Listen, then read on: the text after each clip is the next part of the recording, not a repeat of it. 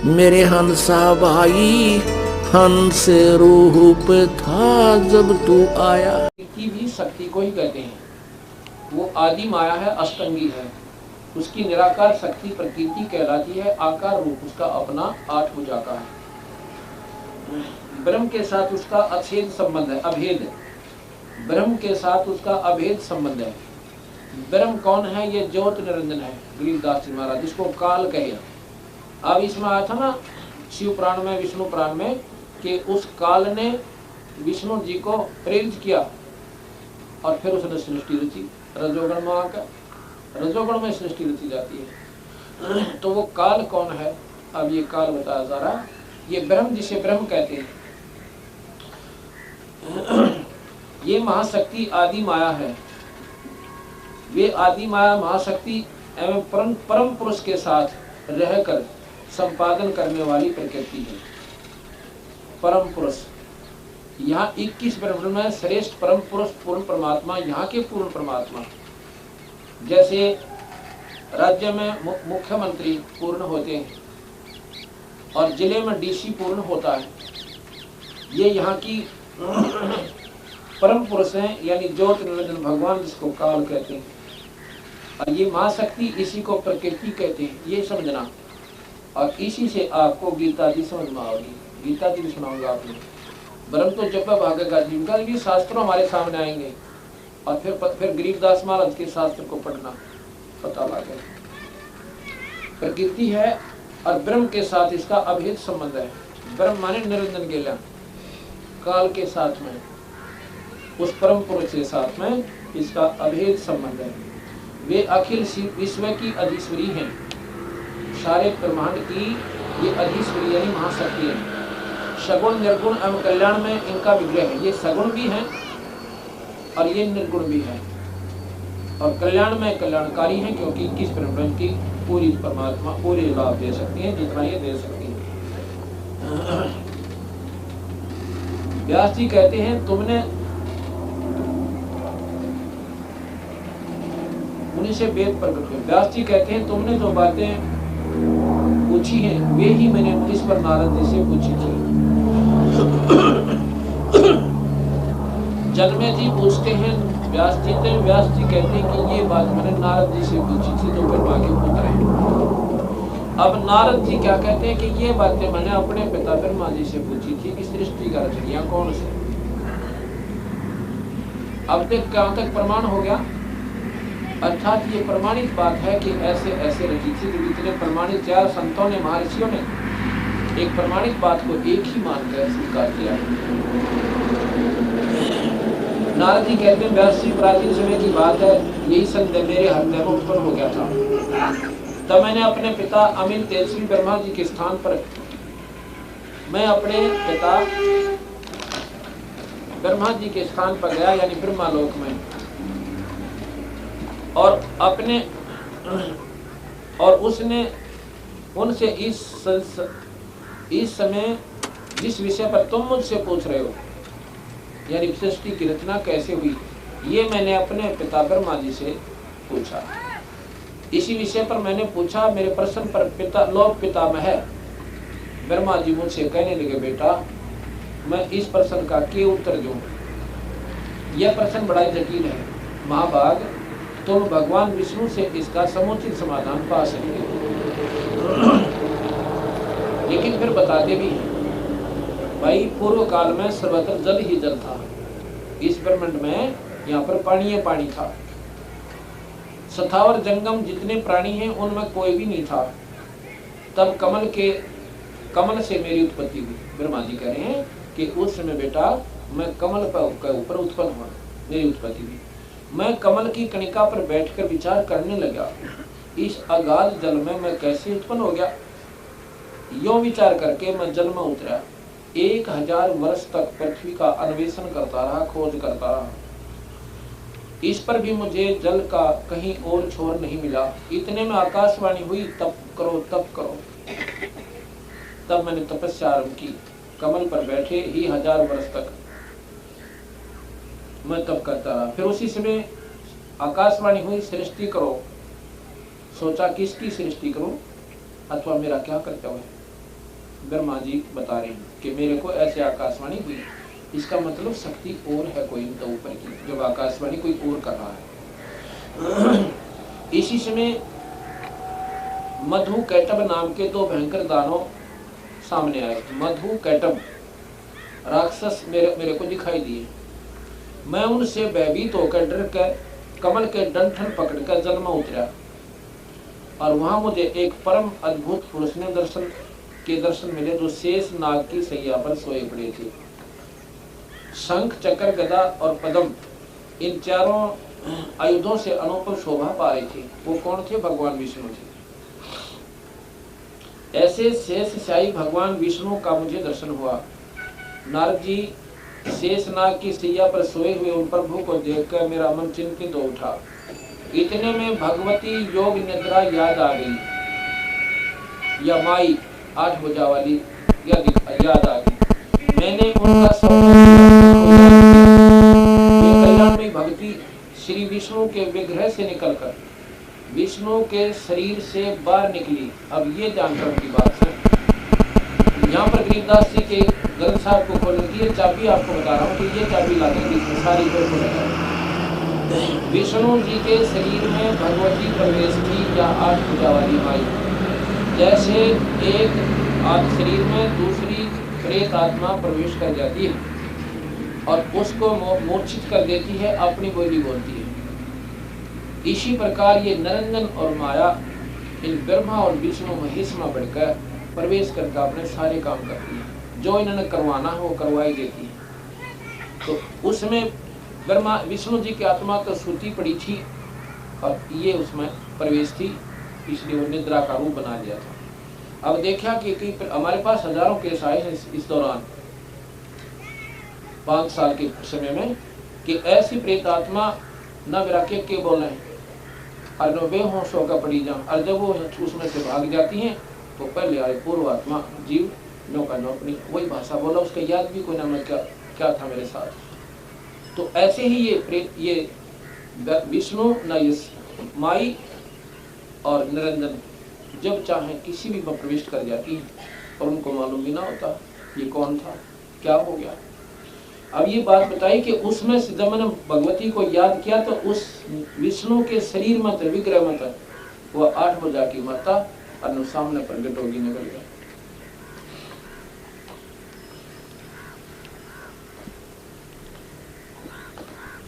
भगवती को याद किया, कल्याण में भगवती श्री विष्णु के विग्रह यानी शरीर से निकलकर अचिंत रूप धारण करके आकाश में विराजमान हो गए।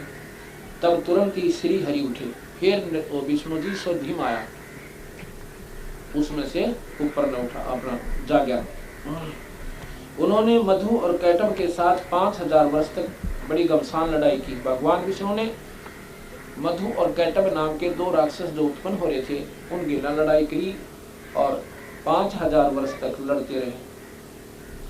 तब वे दैत्य मरे। पहले देवी के कटाक्ष से मधु और कैटब मोहित हो गए। इसके बाद भगवान विष्णु ने गोद में लिटाकर उनके प्राण रहित कर दिया। अब ये बात और विचार करना होगा, भगवान विष्णु से नहीं मरे, 5000 वर्ष तक लड़ता रहा 2 राक्षसा गेले मधु और कैटब के। लेकिन मरे कब? जब माता ने एक सुंदर लड़की का रूप बनाकर और उन राक्षसों के आगे आई और वो हो गए उस माई के उस सुंदर रूप पर आसक्त। और उस समय कहते हैं उस विष्णु ने उनको गोड्या में गिर कर फिर मारा, उनका ध्यान बदल गया और उस शक्ति ने उनके साथ ऐसा करके फिर मरवाया ना, विष्णु के तो छक्के छुड़ा रखे। अब ये बात सोचने की है कि सर्वशक्तिमान माना और कमियां इतनी पावे कि वो उस पर ना मेरा, उस पर नहीं मेरे, दूसरे ना कमारे। ये भी नहीं कि ये शक्ति कुछ भी ना थी, पर 3 लोग के भगवान थे। जितनी इनकी शक्ति है शास्त्रों में वर्णित है, कबीर साहब ने सत्य माना है, पर ये भी बताया है कि आपको पूर्ण सुख नहीं दे सकती। इसके बाद भगवान विष्णु ने गोद में लेकर उन्हें प्राण रहित कर दिया। अब वहां मैं और भगवान विष्णु 2 थे और वहीं पर रुद्र भी प्रकट हो गए। वहां पर कहते हैं शिव जी भी आ गए। अब ये आकी तंग कैसे टपके, ये सारा खो लगा कबीर साहब चुप कराए कैसे हुए। रुद्र भी यानी शिव जी भी वहां पर प्रकट हो गए। हम तीनों को भगवती अध्याशक्ति के दर्शन हुए। तब वे आदि शक्ति हम लोगों से कहने लगी। देवी ने कहा, ब्रह्मा विष्णु और महेश्वर, तुम भली बाती सावधान होकर अपने अपने कार्य में संलग्न हो जाओ। सृष्टि स्थिति संहार ये तुम्हारे कार्य हैं।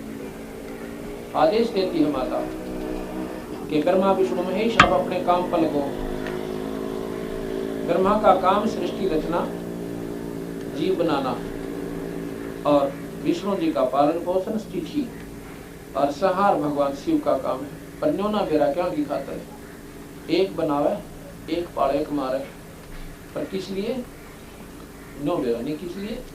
ये बाल का खेल क्यों बना रखा है इन्होंने? एक तो बना दे इस गंदे शरीर में गधे बनावे, कुत्ते बनावे, कुतिया बनावे, गधी बनावे, हैं? और भाई सांप बिच्छू शेर वगैरह जंगली जानवर बनावे, और एक पाले और एक मारे। भाई पशुओं जैसा काम हरिगल क्यों कर रखा? इसका कारण क्या है? ये कारण कबीर साहब ने बताया कि ये कारण भाई, इनके पिता है निरंजन जी, ज्योत निरंजन, जिसको ब्रह्म कहते हैं, जिसको सनातन परमात्मा कहते हैं। और उसने शराप लगा हुआ उसको 1 लाख जीव रोज खाने का। और भाई ये इसलिए ये सारा कार्य को दे रखा, एक बनावे एक पाले एक मारे, 1 लाख जीव रोज उसके पास भेज दिए जाते हैं। अब यहाँ पता चलेगा वो कौन है। ब्रह्मा जी कहते हैं, हम लोगों ने उनसे कहा, माता हम किस प्रकार इन प्रजाओं के सर्जन आदि कार्यों में सफल हों? विस्तृत भूमि का अभाव है, जल जल सारा दिखा, सभी स्थान जल मगन है। हमारी बात सुनकर वह कल्याण में स्वरूपणी भगवती का मुखमंडल मुस्कान से भर गया। आंसन लगी माता, आंसने लगी। इतने में एक सुंदर विमान आकाश से उतरा, और तब उन देवी ने हमें आज्ञा की, देवताओं तुम निर्भय होकर डरियो मत ना, और इस विमान में बैठ जाओ, या तुमने सारा खेल दिखाती हूँ। इच्छा पूर्वक निर्भय होकर विमान में प्रवेश कर जाओ। आज मैं तुम्हें एक अद्भुत दृश्य दिखलाती हूँ। उस रतन जड़ित विमान पर चढ़कर हम लोग आराम से बैठ गए। ब्रह्मा जी कहते हैं, मन के समान तीव्र गति से चलने वाला वो विमान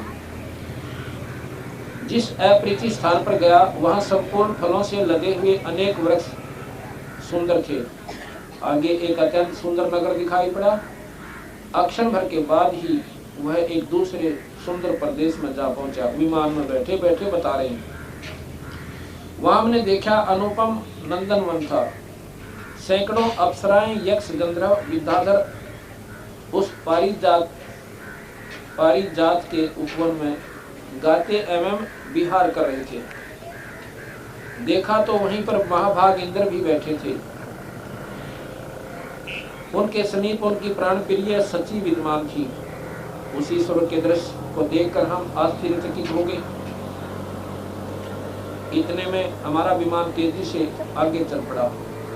वह दीवधाम ब्रह्मलोक में जा पहुंचा। वहां दूसरे ब्रह्मा विराजमान थे।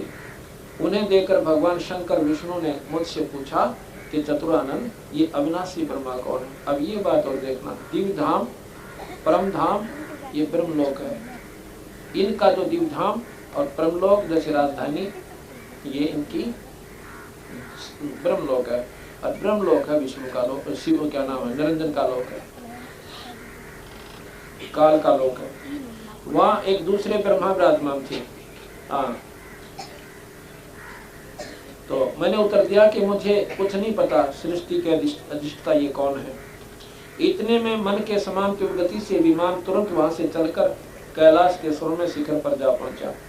वहां विमान के पहुंचते ही एक भव्य भवन में त्रिनेत्रधारी भगवान शंकर और मिले। एक शंकर जी तो विमान में बैठा और उसने एक और पाया फिर आगे। वो कैलाश पर्वत पर 3 नेत्रों वाला, वे नंदी वृक्ष पर वृषभ यानी बैल पर बैठे थे। नारद उस समय भगवान शंकर तथा उनके अन्य गणों को देखकर हमारे आश्चर्य की सीमा न रही। एक शिवजी विमान में बैठा है, दूसरे शिवजी को और देख रहे हैं। अक्षर भर के बाद वह विमान उस शिखर से भी पवन के समान तेज साथ से उड़ा और वैकुंठ लोक में पहुंच गया। वहाँ भगवती लक्ष्मी का विलास भवन था। बेटा नारद, वहाँ मैंने जो संपत्ति देखी उसका वर्णन करने में भी असंभव है। कि दूसरे विष्णु जी के पास फिर पहुंच गए। एक विष्णु जी विमान में है और एक के लोक में पहुंच गए। वही विमान से तीनों देवता ब्रह्मा विष्णु महेश। ये सोचना है आपने। ये बताएंगे कबीर साहब और गरीबदास जी का शास्त्र कि ये कौन तो वो दूसरे ब्रह्मा जी और कौन ये ब्रह्मा जी।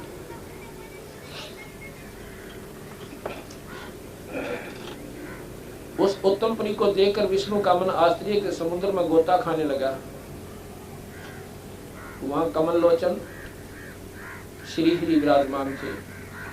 इतने में ही पवन की से बातें करता हुआ वह विमान तुरंत उड़ गया। स्त्री आगे चले। ये तीन लोग तो देख लिए, ब्रह्मा विष्णु शिव के जो जिसको महाब्रह्मा महाशिव महाविष्णु कहते हैं। आगे चले। आगे अमृत के समान मीठे जल वाला समुद्र मिला। वहीं पर एक मनोहर द्वीप था। मंदार और पारिजात जात आदि वृक्ष की शोभा बढ़ा रहे थे। मनोहर वृक्ष उस द्वीप के कोने कोने से सुशोभित हो रहे थे। उसी द्वीप में एक मंगल में मनोहर पलंग बिछा हुआ था। भांति भांति के रत्नों से उसकी विचित्र शोभा हो रही थी। उसमें पलंग पर एक दिव्य रमणी बैठी थी।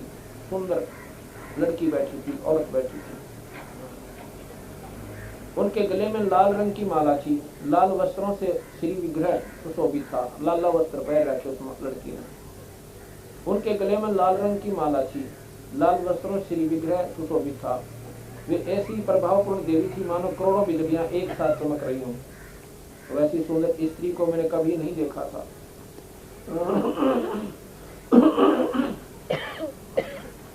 पास में अनेकों साधक बैठकर हरियम इस मंत्र का जप कर रहे थे। मुनेश्वरी महेश्वरी आदि नामों से हृदय यज्ञ करने वाले देव कन्या चार लोग बैठी थी। उन्हें देखकर हम भी महान आश्चर्य में पड़ गए। आपस में कहने लगे, यह सुंदरी कौन है और इसका क्या नाम है? हम इसके विषय में बिल्कुल नहीं अनभिज्ञ हैं, हम नहीं जानते। नारद, तब भगवान विष्णु ने उन चारों सिंहिनी भगवती को देखकर विवेक पूर्वक निश्चय कर दिया कि ये भगवती जगदम्बा है, जगदम्बिका है। तब उन्होंने कहा कि हे भगवती, हम सभी की याद कारण है, आदि कारण। ये वे दिव्यांगना हैं जिसके प्रलय वरान में भी मुझे दर्शन हुए थे। उस समय में बालक रूप में था। अब देखो, विष्णु जी कहते हैं इस माई के मन पहले भी दर्शन हुए थे जब मैं छोटा सा था।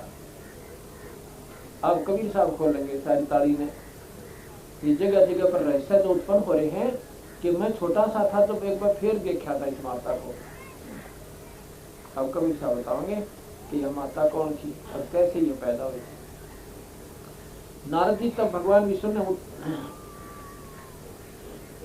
जिससे पर्यावरण में भी मुझे दर्शन हुए थे उस समय में बालक रूप में था। विष्णु जी कहते हैं कि इस माता के तो मैंने पहले भी देखी थी एक बार, जब यहाँ पर कुछ भी नहीं था, उसमें मैं छोटा सा था। अब यहाँ पर ऐसे खेल खेला जा रहा है, कोई भी सीधा मार्ग नहीं बताया। इन बच्चा नवीनों ने बेरात्री माँ कौन से और पिता कौन है तुम्हारा? ब्रह्मा विष्णु महेश को, जिनको हम आदर से देव रूप में परमात्मा सर्वशक्तिमान रूप में पूज रहे हैं। ये देवी भागवत की कथा, देवी भागवत में से आपको कथा सुना रहा हूँ उस पुराण में से। अभी तो कबीर साहब का शास्त्र मैंने शुरू भी नहीं किया है। अभी तो शास्त्रों का समावेश आपके हृदय में बैठाऊं कि मैं कहाँ से बोल रहा हूँ। अगर मैं सीधा कह दूँ उस कथा को तब मान लो कोई ना, जो कही आपने कदे सुनिए कोई ना।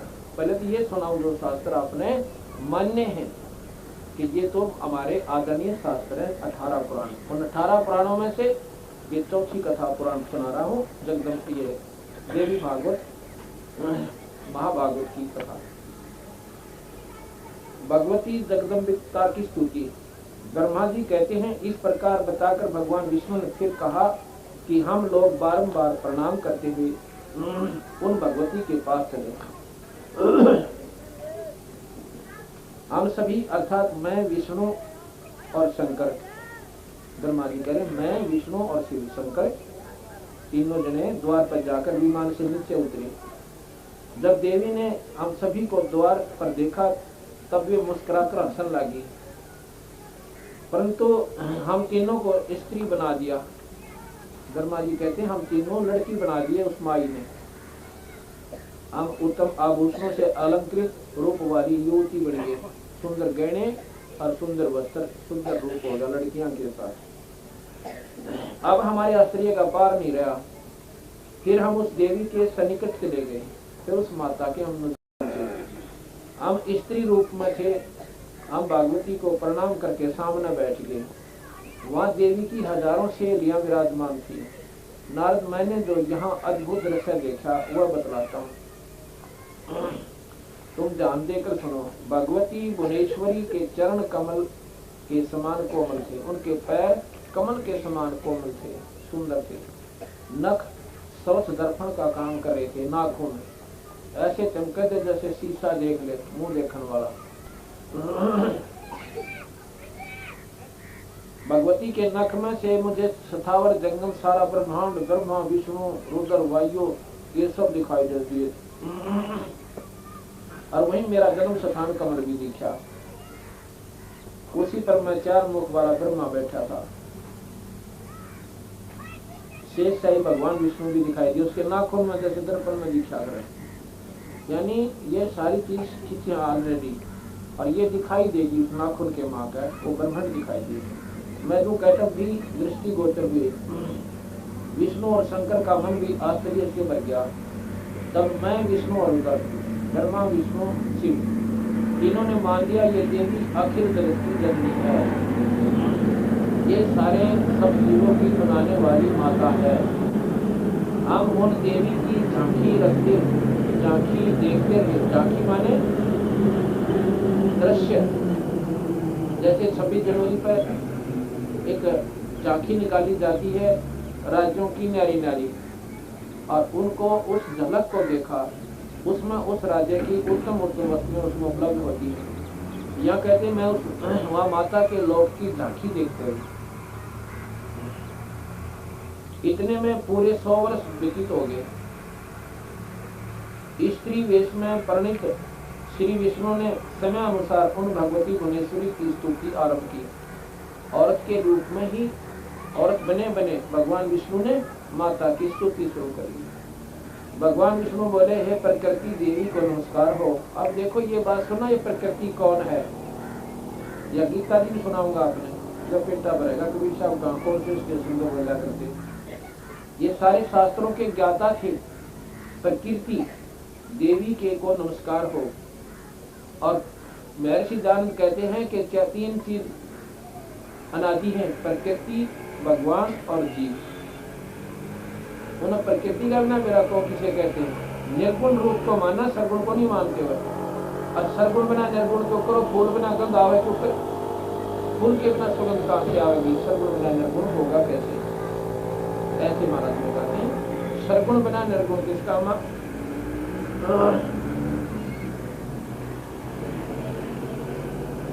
अब वृक्ष जो है आम का पौधा निर्गुण रूप में आम के बीज में है, तो उस निर्गुण में कहता हूँ तो सरगुण बना तालाब दे। आम की उस बीज से वो सरगुण आम का पौधा उगे, और फिर वो आम्बों से लजबत होता है लाभ हो। और निर्गुण आम ने क्या करेंगे भैया? उस निर्गुण भगवान का हमें क्या लाभ हो रहता है? हमें तो सरगुण परमात्मा सामने आकर काटे जब बात पड़े, और वो परमात्मा संत के माध्यम से आते हैं। भगवान बोले, प्रकृति देवी को नमस्कार हो, जो कल्याण में स्वरूपणी है, मनोरथ पूर्ण करने वाली है, वृद्धि एवं सिद्ध स्वरूपा है। और भगवती को बारंबार नमस्कार हो। तुम्हारे बनाए हुए जितने भी भुवन है, तुम्हारे इस शक्ति संपन्न नख दर्पण में हमने झांकी मिली कि आपके नाखून में हमने सारा चीज देख लिया। हम भी उसमें थे, और आपने सारा ब्रह्मांड आपके नाखून में दिखाई दिया। तुम महाविद्या स्वरूपणी हो, तुम्हारा विग्रह कल्याण में हो। तुम संपूर्ण मनोरथ पूर्ण कर देती हो। मैं बार बार तुम्हारे चरणों में मस्तक झुकाता हूँ, विष्णु जी कर रहे हैं। भगवान शंकर बोले, हे देवी, यदि महाभाग विष्णु तुम ही से प्रकट हुए हैं, तो उनके बाद उत्पन्न वाले ब्रह्मा जी तुम्हारे पालन हैं। इसलिए संपूर्ण संसार की सृष्टि करने में तुम बड़ी चातुर हो। माता, पृथ्वी, जल, पवन, आकाश, अग्नि बनाने के लिए, करने के लिए, बुद्धि, मन, अहंकार, ये सभी तुम ही हो। इस चराचर जगत की तुम ही बनाती हो, तुम ही बनाती हो। माता ब्रह्मा विष्णु और महेश का रूप धारण करके तुम इस संसार की रचना करती हो। ब्रह्मा जी कहते हैं अद्भुत तेजस्वी भगवान शंकर की ये बात स्तुति करने पर भागवती जगदम्बिका ने नरवाण मंत्र का स्पष्ट उच्चारण किया। सुनकर महादेव जी को अपार हर्ष हुआ। भगवती के चरणों में मस्तक झुकाकर वे वहीं बैठ गए। वे भी महामाया जगदम्बिका के चरणों पर गिर पड़ा। मैं भी, ब्रह्मा जी कहते हैं, मैं भी भगवती जगदम्बिका यानी उस माया के चरणों में, भगवती के चरणों में मस्तक झुकाकर मैं भी वहीं बैठ गया। महादेव जी वहां बैठ के मैं भी मामा जगदम्बिका के चरणों पर गिर पड़ा और मैंने उनसे कहा, माता तुम अखिल जगत की सृष्टि करने वाली शुद्ध रूपा स्वरूपा हो। भवानी तुम एक हो, अध्याशक्ति हो, संपूर्ण स्वतंत्र। वेदों ने तुम्हारा योग ज्ञान करा है। माता तुम्हारे संपर्क से ही मैं ब्रह्मा सृष्टि करने में, विष्णु पालन करने में और शंकर संहार करने में कुशल है। अब क्या कहते ब्रह्मा जी कि मैं तो सृष्टिकरण में और विष्णु पालन करने में और शिव जी मारण में आपकी शक्ति से ही हम कामयाब हैं। यदि आज तुम्हारे से अलग हो जाएं तो हम सबकी शक्ति कुंठित हो जाए। अगर आप हमारे से दूर हो जाओगी, अगर हमारे में शक्ति प्रवेश नहीं करोगी तो हम कुछ भी को जाए। अब ब्रह्मा जी एक अजब प्रश्न पूछा है, ये और आप ध्यान रखना, ये 5 दिन का सत्संग इसी के आधार पर हमारा चलेगा।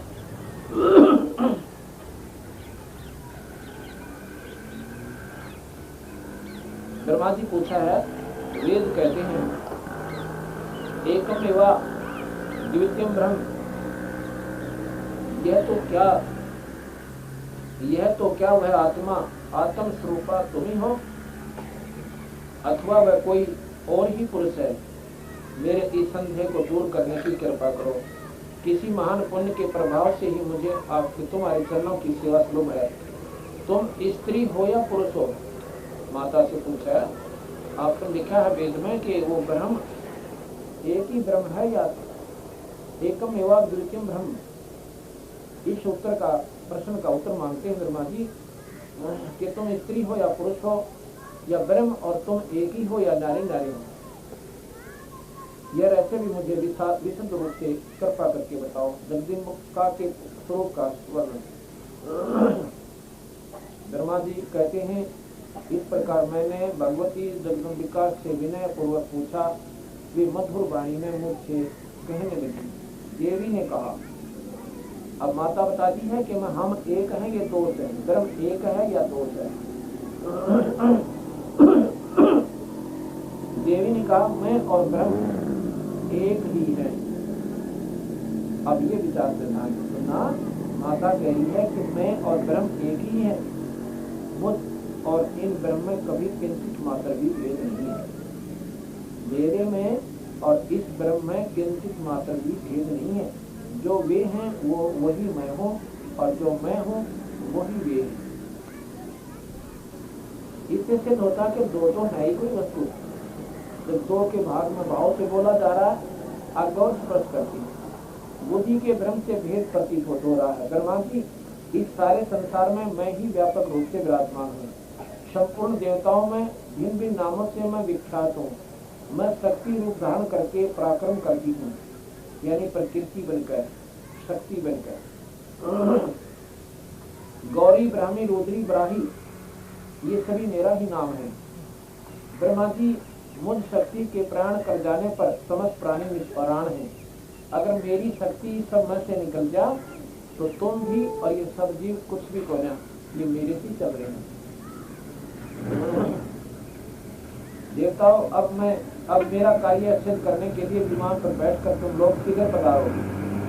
अब क्या कहते हैं, कोई कठिन कार्य उपस्थित होने पर जब तुम मुझे समझ करोगे मैं सामने आ जाऊंगी। देवताओं, मेरा तथा सनातन परमात्मा का ध्यान तुम सदा करते रहना। अब ये बात विचार से सुनो बहन और भाइयों, ये देवी पुराण आपने सुनाऊं मैं। अब ये पॉइंट समझो, इसमें गीता जी में प्रमाण दूंगा आपको वो सनातन परमात्मा कौन है। देवी कहती है देवताओं मेरा तथा सनातन परमात्मा का ध्यान तुम सदा करते रहना। मेरा और ब्रह्म का, उस निरंजन को तुम सदा याद रखिए। तीनों देवताओं को कहती है ब्रह्मा विष्णु महेश। मेरा, मैं तुम्हारी माँ और वो तुम्हारा पिता, इन दोनों का तुम पूर्ण ध्यान से स्मरण करते रहना। और हम दोनों के स्मरण करते रहोगे तो तुम्हारे कार्य सिद्ध होने में किंचित मात्र भी संदेह नहीं रहेगा। और तुम्हारे पर कोई कठिन कार्य उपस्थित हो जाए तो तुम हमें स्मरण करोगे, तब मैं सामने खड़ी पाऊंगी। यो नहीं कर तेरा पिता भी और सनातन परमात्मा भी दिखेगा, नहीं, केवल मैं दिखूंगी और मैं तुम्हारा साथ दूंगी। अब ये क्योंकि वो क्यों ना दिखेगा, वो है आकार में, पर उसने पर्ण कर रखा ब्रह्म ने, निरंजन ने, सनातन परमात्मा ने, कि मैं किसी को दर्शन नहीं दूंगा और सारे काम तू करेगी और तेरी माँ का मैं आऊंगा और फिर तू सब में प्रवेश करेगी और फिर मैं भी निराकार रूप में जाऊंगा, आकार में नहीं आऊंगा। अब माई कहती है कि मैं फिर आगे तुम्हें सामने आऊंगी। देवताओं मेरा तथा सनातन परमात्मा का था। मेरा तथा, तथा यानी दो हो गए, मेरा और तथा सनातन परमात्मा का ध्यान तुम सदा करते रहो। अब यहाँ से कबीर साहब की वो जब भी खुला गई। अब कबीर साहब का मैं सृष्टि रचना बताऊंगा।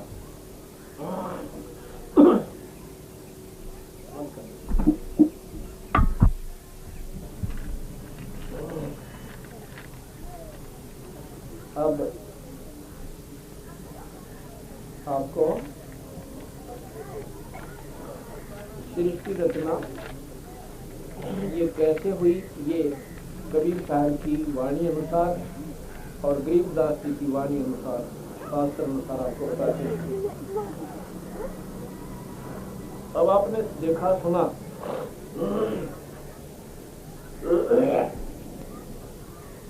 कोई भी जानकारी हमें हुई है किसी भी इष्ट के बारे में, किसी भी परमात्मा के बारे में, हमें शास्त्रों के अनुकूल ही जानकारी है।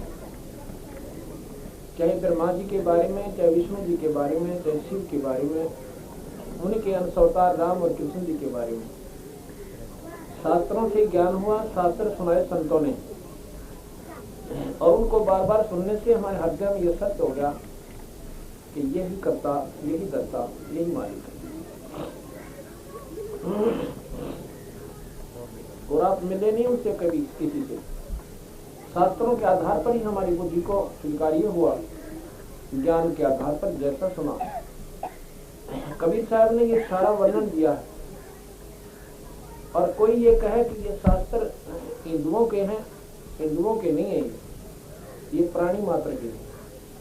जब ये शास्त्र रचे गए उस समय कोई मजहब नहीं था, ना कोई हिंदू था, ना मुस्लिम, ना सिख, ना ईसाई। ये सिर्फ उस समय जब शास्त्र रचे गए ये प्राणी मात्र के लिए रचे गए थे। और यथार्थ इनमें जो रची गई है वो किसी मजहब को देखकर नहीं रची। कोई ने सोचा मुसलमानों के आधार पर उनसे न्याय बना दिए होंगे, नहीं, ये शास्त्र पुरातन है, बहुत पहले के। और ये मजहब तो अभी कोई 300 वर्ष पूर्व सिख धर्म और 1300-1400 वर्ष पूर्व मुस्लिम धर्म और ज्यादा से ज्यादा 1000-2000 वर्ष पूर्व ये ईसाई धर्म, उससे पहले कुछ नहीं था।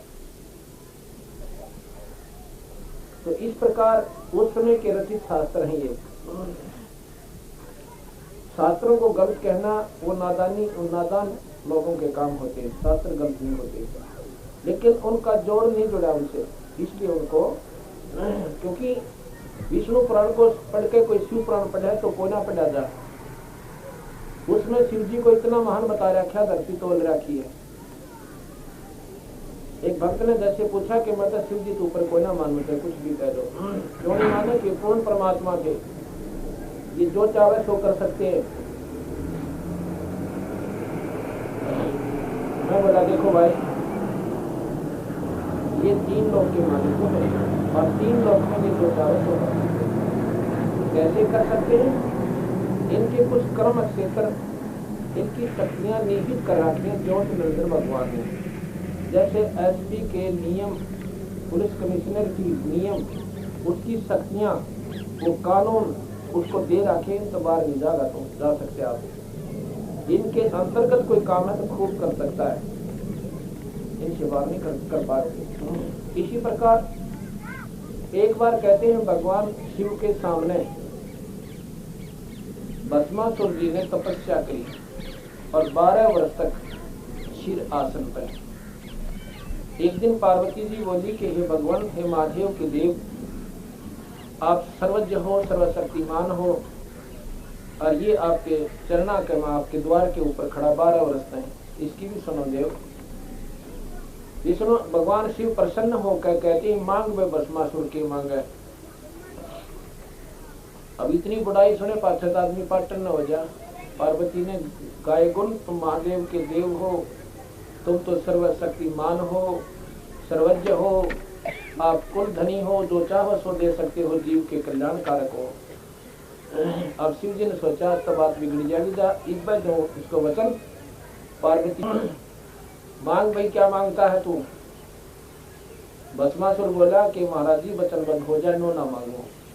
हो गया भाई, वचनबद्ध हुआ, मांगो क्या मांगते हो? के भस्म करना दे। अब काट के पकड़ा दिया, को कर डाई। अब बचा ले जान बचानी, उतना जान तो मारूंगा। क्यों मारूंगा?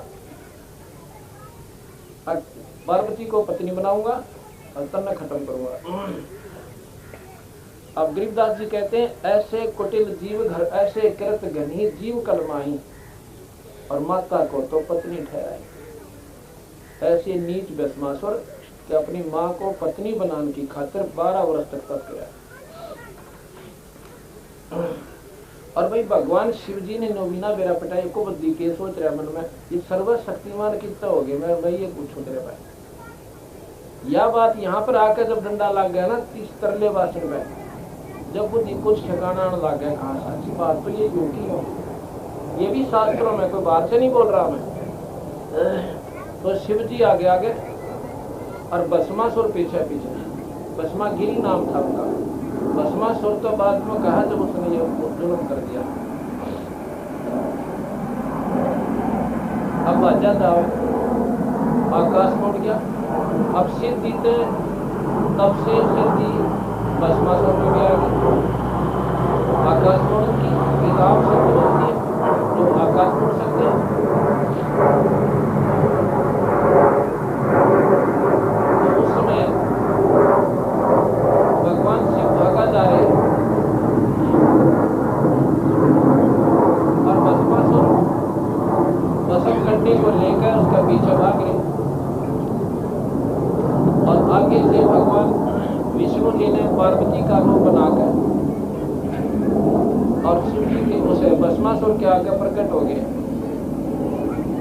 अब भस्मासुर तय पार्वती खातिर का पार पीट जाता उसको बच के कारण। जब पार्वती को सामने देखा भस्मासुर वही डट गया। उसको इतनी ज्ञान था कि जब तक मेरे हाथ में भस्म करना है, शिव जी तो 1 कोस भी 100 कोस भी ना पावे, इतना डरे हुए थे भगवान विष्णु शिव जी और भाग गए थे। अब ठीक है, तो पार्वती कहने लगी उसने भी क्यों मारो हो, तो मैं तेरे पास आ गई। ठीक है, तो इसीलिए तो आप चाह रहे थे। हाँ बिल्कुल ठीक है। कहने लगी कि तेने कुछ नाचना गाना भी आवा है, कोई नराय मोटा है तो बोला मन्ना ना गाना गुणानता क्यों भी नवाली मैं तो राजी होंगी जब तक मैं नाच के दिखाओगा। नाचू क्यों कर, मैं सिखाऊं तेरे को, और तू पहले डांस सीख। अच्छी बात, सिखा देता। भस्मा हुआ नाच भगवान विष्णु तो उसमें नाचन लग गया पार्वती रूप में। उसने पूछने थोड़ा नाचना था, ने बोला जैसे मैं करूं ऐसे ही करना, तू नहीं ऐसे नहीं ऐसे कर। ऐसे दे अब नो करके हाथ ले सिर पहले हाथ ने सिर पहले आई, वो ले आया ऐसे विष्णु जी ने क्या नहीं उसने कर दिया। और विष्णु जी ने कह दिया भस्म, कि वो कंडे वाला हाथ सिर पा लिया जब तो क्या वो मर गया, जल गया। उस कड़े को उठाकर भगवान विष्णु का रूप बनाकर विष्णु जी शिव जी के सामने प्रकट हो गए, जब वो भागे जा रहे। ये विष्णु पुराण शिव पुराण में लिखा है। आगे जाकर विष्णु जी कहने लगे भाई डट जा, रुक जा ऊपर महादेव जी। महादेव जी कहते हैं आप भी भागो भगवान, मेरे पीछे पीछे आ जाओ। क्या हो गया कि भस्मा राक्षस ने मेरे से भस्म कंडा मांग लिया और उसकी नीत में आ गया फर्क, मुझे मारना चाहता है। वो कहने लगा मैं उसे भस्म कंडा ले आया, वो तुझे मारा को नहीं। फर्क नहीं, उस राक्षस के कौन ले सकता है भस्म कंडा, उसकी तो बदनीत इतनी थी। मैं नहीं मानू महाराज जी, भगवान आप झूठ बोलते। अरे नहीं भले पुरुष, ये भस्म कंडा तो पहचान ले, अपना मैं नहीं मानता इस बात में। न बोला किसी तरह मानने भी कहा कि मेरा यकीन ही नहीं हो रहा कि उससे तो ला कैसे सकते हो। इतने में भगवान विष्णु ने एक लड़की का रूप बनाया। आगे जाके उसका वर्णन भी ना कर सकते यहाँ पर जो भगवान शिव के लमड़ी इस समाज में बताने जोगी भी कोई ना, जो भगवान शिव पुराण में लिख रखी। उस लड़की का पीछा भाग लिया, उसके हाथ पकड़ लिए बदनीत करके। वहां पर फिर भगवान विष्णु का रूप बना लिया विष्णु ने। फिर शर्मा आ गया, अग भाई न्यो मनो जो कर तू पागल हो गया राम शिव जी, न्यो बस में पागल हो गया मैंने रूप बनाया लड़की का, पार्वती का। जिस प्रकार तेरी सोच होगी इसी प्रकार और फिर उसको भस्म किया। जो बोला कहाँ कर रखा, फिर देखा जब तसल्ली हुई जो उसकी राख दिखाई। इतना डरा हुआ था भगवान शिव के सर्वशक्तिमान। उस सर्वशक्तिमान ने जो कोई ना मेरा पिता गरीबदास जी के हैं कि इस राक्षस के मन में क्या है, और फिर सर्वशक्तिमान के ऊपर भस्म करके क्या असर करे। तो भाई अब इसने सेट करा, इतना और ठा ले। दूसरी बात है अब इन बातों को विचार करना पड़ेगा। कोई बुराई नहीं कर रहे हम, बुराई तो जब हो आम ने हम अमरूद बतावा, और अमरूद को कोई आम कहे हम आम कह दें, अब जो अमरूद है आम नहीं है, तो उसको बुराई तो वो जानेगा जो का मेरे आम ने बिखरा है, जिसको मालूम कोई ना फल तो है पर आम ना कह भाई, अमरूद है आम नहीं है। अर्थात ये भी भगवान है पर भाई पूर्ण नहीं है, ये तीन लोग की। अब हम आपको सृष्टि रचना सुनावे। गरीबदास जी महाराज की एक आरती है, अदली आरती अदल पठाऊं, युगन युगन का लेखा लेऊं। जादिन नाथे पिंड नहीं प्राणा, नहीं पानी पवन जमी आसमाना। कच्छ मच्छ कूर्म नहीं काया, चंद सूरज नहीं दीप बनाया। ये कुछ भी ना थे, ना चांद थे ना सूरज। शेष महेश गणेश ना ब्रह्मा, नारद सारद ना विश्वकर्मा। ये सिद्ध 84 ना 33, 9 अवतार नहीं 24। 5 तत्व नाही गुण तीना, नाद बिंद नाही गठसीना। ये चित्रगुप्त ना करतरमबाजी, धर्म राय ना पंडित का। भाई धू धूकार अनंत युग बीते, जादिन कागज का उपयोग थे। जादिन फिर कहते हैं कि आप कहाँ थे, फिर यहाँ कुछ भी नहीं था तो आप कहाँ थे। जादिन थे हम तख्त खवासा, कल के पाजी सेवक दासा। संख युगल पर लो परवाना, सतपुरुष के संग रहाना। दास गरीब कबीर का चेहरा, हमारा सत्यलोक अमरापुर डेरा। हम सतलोक में रहते थे और वहीं पर कबीर भगवान पूर्ण परमात्मा वहां रहते हैं। ये अनंत कोटि ब्रह्मांड का एक रतीन ही भार और सतगुरु पुरुष कबीर हैं, ये कुल के सर्जनहार। अब कबीर साहब को हम सिर्फ एक जुलाहा दृष्टि से देखते हैं, दृष्टिकोण से, इसलिए हम उनसे वैसे ही मन नकारा कर देता है कि वो क्या का भगवान होगा, बताए नहीं तने करता। क्या भगवान भाई मुकुट बांध के और तीर लेकर भगवान बना कर। अगर तीरों से भगवान बनता हो और दुनिया को मार काटने से भगवान बन ही स्वीकार्य हो, तो फिर तो उस भगवान ने भाई, उस भगवान ने तो उड़े बैठ के बटन दापड़ हो सकता है, तीरा हो सकता है कोई, वो तो 1 मिनट में काम कर दे सबका। ये जो इनकी कुछ और पावर है, ये हथियारों वाले भगवान जो हैं, ये पुलिस महकमा समझ लो SP लेवल के। इनकी कार्य क्षेत्र है कि को बकवाद क्रम न गढ़ दे, उनको दे रखी है ड्यूटी। जो सामाजिक तत्व असामाजिक तत्व सामाजिक तत्वों को दुखी करते हैं, उन्हें काट गबार बगा दे, खत्म कर दें। जैसे फसल को के अंदर झाड़ झंकार पैदा हो जाते हैं तो उनको निकालने की खातिर जिम्मेदार है, विशेष और औजार प्रयोग करता है। इसी प्रकार उनकी ड्यूटी है। अब यहाँ पर है कि पहले कुछ भी नहीं था, केवल सतपुरुष था सतलोक में। सतलोक का मतलब है वो अविनाशी लोक जो कभी नष्ट ना होए, जो कभी खत्म नहीं होता। गीता जी में भगवान कृष्ण ने, अब गीता जी भी सुनावांगे जब हो रहा है खुलेंगे आपकी, कि गीता जी में कृष्ण जी नहीं बोले, वो सनातन परमात्मा प्रवेश हुआ जो नरेंद्र, और उसने यह गीता जी कही। उसका प्रमाण दूंगा आपको इसी गीता जी में, बाहर से नहीं दूंगा। तो गीता जी में भगवान कृष्ण कहते हैं कि जब लोग कल्प का अंत होगा अर्जुन, ये सारे जीव प्रकृति में लीन हो जाएंगे, अर्थात सब खत्म होंगे, ब्रह्मादि के लोक भी नष्ट हो जाएंगे, ब्रह्मा विष्णु शिव नहीं रहेगा, और ना ही स्वर्ग रहेंगे। जो स्वर्ग में निवास करने वाले देवता फिर कहाँ रहेंगे, जो स्वर्ग ही नहीं रहेगा, और इनके उपासक हंस कहाँ रहेंगे। और इसी प्रकार गरीबदास जी महाराज कहते हैं महाप्रलय जब होगी पृथ्वी तत्व को जल तक ग्रास देगा, सारी पृथ्वी पर पानी ही पानी हो जाएगा, पहाड़ भी पानी में दब जाएंगे, 11 सूर्य और सौरमंडल में से आके इस पृथ्वी मंडल को फूक देंगे, जल भी नष्ट, पृथ्वी की राख भी बढ़ा के उठेंगे, और ये वायु आंधी सी बन जाएगी। इस आंधी को फिर यानी पवन में अग्नि जल तत्व को पृथ्वी तत्व को जल तत्व, जल तत्व को अग्नि, अग्नि को वायु, और वायु को आकाश तत्व अपने अंदर ले लेगा। आकाश को ये ज्योत निरंजन सनातन परमात्मा अपने अंदर समा लेगा। ज्योत निरंजन को पार ब्रह्म भगवान अक्षर पुरुष वो अपने अंदर ले लेगा। अवगत पुरुष, अवगत पुरुष पार ब्रह्म अपने अंदर समा लेगा, और ये हमारा धूंधुकार का डंका बाजेगा। ये सब ब्रह्मांड फूट जाएंगे, खत्म हो जाएंगे, आपस में भिड़ भिड़ कर मरेंगे, खत्म हो जाएंगे, और फिर ये जीव महाप्रलय होगी यहाँ पर, है ना। एक महाप्रलय दो टाइप की है। एक महाप्रलय में निरंजन का लोक बच जाता है, वो दोबारा कंस्ट्रक्शन इसी से ब्रह्मांड की करता है, और एक महाप्रलय में ये सब खत्म हो जाते हैं। और एक तीसरी महाप्रलय होगी जब सबका मतलब 21 ब्रह्मांड है, और तीसरी महाप्रलय जब होती है जब ये अनंत कोटि ब्रह्मांड ये सब नष्ट हो जाते हैं, केवल सतलोक रह जाता है जिसमें पार ब्रह्म भी नष्ट हो जाता है। लेकिन ये स्थिति तो अभी बिना गिनती के योग, बिना गिनती की सृष्टि उलट पुलट हो लेगी जब वो आती है, ये जल्दी आ जाती है।